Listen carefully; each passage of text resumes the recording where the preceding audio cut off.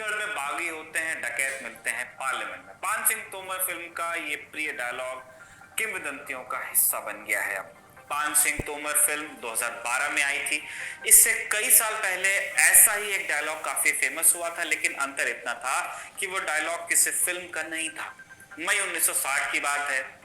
चंबल के किनारे भाषण देते हुए विनोबा भावे ने कहा, चंबल के डकैत संसद में बैठे डकैतों से तो बेहतर ही हैं। विनोबा डाकू तहसीलदार सिंह की पहल पर डाकुओं के सरेंडर की कोशिश कर रहे थे। तहसीलदार सिंह मान सिंह का बेटा था, जो 1950 के दशक में चंबल का सबसे बड़ा डाकू था। उसने 180 से ज्यादा कत्ल किए, जिनमें से 32 पुलिस ऑफिसर्स थे। मान सिंह 1955 में एक पुलिस एनकाउंटर में मारा गया, जिसके बाद डाकुओं के अलग अलग गैंग्स में सबसे बड़ा बनने के लिए वर्जिश होने लगी, एक दूसरे में तकरार होने लगी। 1958 में इस खेल में एंट्री हुई एक और नाम की, मोहर सिंह गुर्जर।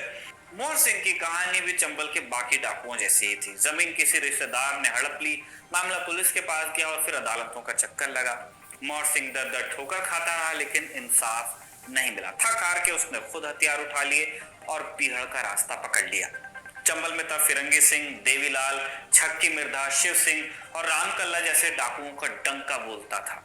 मोहर ने इनसे गुजारिश की कि अपने गैंग में शामिल कर लीजिए, लेकिन हर किसी से उसे दुत्कार ही मिली और अंत में तय हुआ कि मोहर सिंह अपना अलग गैंग बनाएगा। 140/60 पुलिस के रिकॉर्ड में मोहर सिंह गैंग का पहला अपराध इसी नंबर से दर्ज हुआ।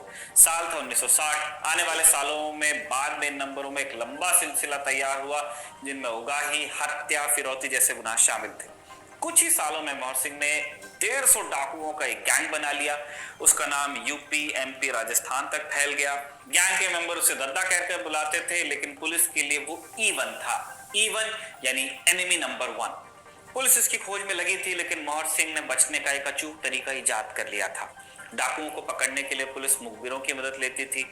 मोहर सिंह ने पूरे इलाके में ऐलान कर दिया कि अगर किसी ने मुखबिरी की उसकी, तो वो उसके पूरे परिवार को मार डालेगा।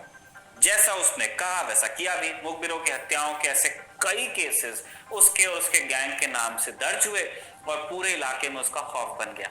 जहां दूसरे गिरोह मुखबिरी के डर से किसी भी गांव में रुकने से डरते थे, वहीं मोहर सिंह बेखौफ और बेरोक-टोक गांव में आता जाता था। मुखबिरों की हत्या के अलावा उसने अपने गैंग के लिए कुछ और कड़े नियम बनाए थे। मसलन वो किसी महिला को अपने गैंग में शामिल नहीं करता था। गैंग के किसी मेंबर को किसी लड़की से छेड़छाड़ की परमिशन नहीं थी। बल्कि कहानियां तो यहां तक चलती हैं कि कभी कोई महिला गलती से बीहड़ में भटक जाए तो गैंग उसे पैसे देकर घर तक छोड़कर आता था। यही कारण था कि महिलाओं से जुड़े अपराधों में मोहर सिंह के गैंग का नाम यदा कदा ही सुनाई दिया।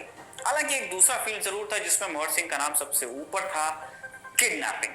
चंबल में अपहरण को पकड़ कहा जाता है। इन्हीं पकड़ों से मिलती फिरौती से गैंग का काम चलता है। मोहर सिंह इस काम में माहिर था और 1965 में उसने एक ऐसी घटना को अंजाम दिया जिसने देश विदेश में उसका नाम पहुंचाया।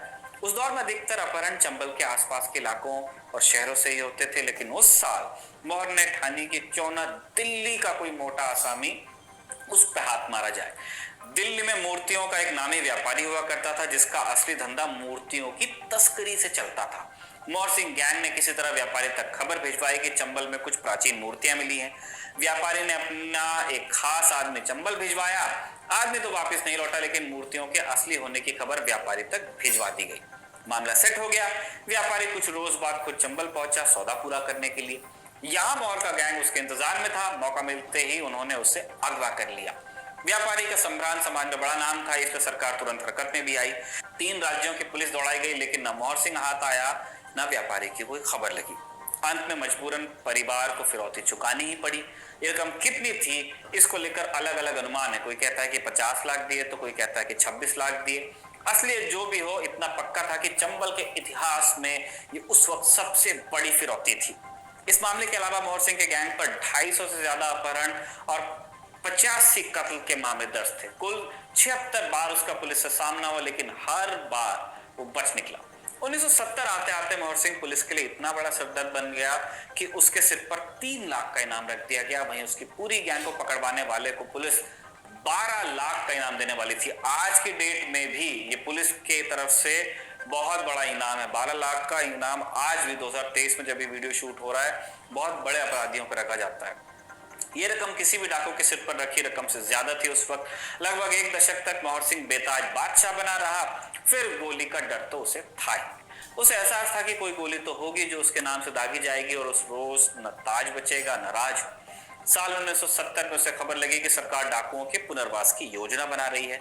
जैसा कि शुरुआत में बताया, 1960 के आसपास विनोबा भावे ने चंबल के डाकुओं को मुख्य धारा में लाने की पहल की, लेकिन जल्द ही वो पहल ठंडी पड़ गई। 1970 में जयप्रकाश नारायण जेपी ने एक बार फिर इस पहल को जिंदा किया। आउटलुक मैगजीन में पत्रकार जीवन प्रकाश शर्मा के लेख से इस बाबत एक किस्सा मिलता है। लेख के अनुसार जेपी डाकुओं को समर्पण कर उन्हें मुख्य धारा में शामिल करने की स्कीम लेकर इंदिरा गांधी से मिलने गए और तब इंदिरा ने उनसे कहा कि वो केवल तभी तैयार होंगी स्कीम के लिए जब मोहर सिंह हथियार डालने के लिए राजी होगा। सरकार की इस पहल पर 1972 में मोहर सिंह और उसका गैंग समर्पण के लिए राजी भी हुए। अप्रैल के पहले हफ्ते में मध्य प्रदेश के मुरैना से कुछ 30 किलोमीटर दूर धरेरा नाम के गांव को खाली करवाया गया। अगले कुछ दिनों में चंबल के 200 डाकू यहां इकट्ठा हुए और 14 अप्रैल के रोज जयप्रकाश नारायण के सामने मोहर सिंह, उसकी गैंग और कुछ अन्य छोटे मोटे गिरोहों ने आत्मसमर्पण किया। इस दौरान वो सब गांधी की जय, जेपी की जय के नारे लगा रहे थे। सरेंडर के बाद मोहर सिंह और बाकी डाकुओं को ग्वालियर जेल भेजा गया। किस्सा है कि अदालत में जब उस पर मुकदमा चला, जज ने उसे फांसी की सजा सुनाई, साथ में 10,000 रुपए का जुर्माना भी। ये सुनकर मोहर सिंह बोला कि जज साहब, अगर मैं फांसी चढ़ गया तो जुर्माना कौन देगा। जेल में रहते हुए भी मोहर सिंह की अकड़ कम नहीं हुई।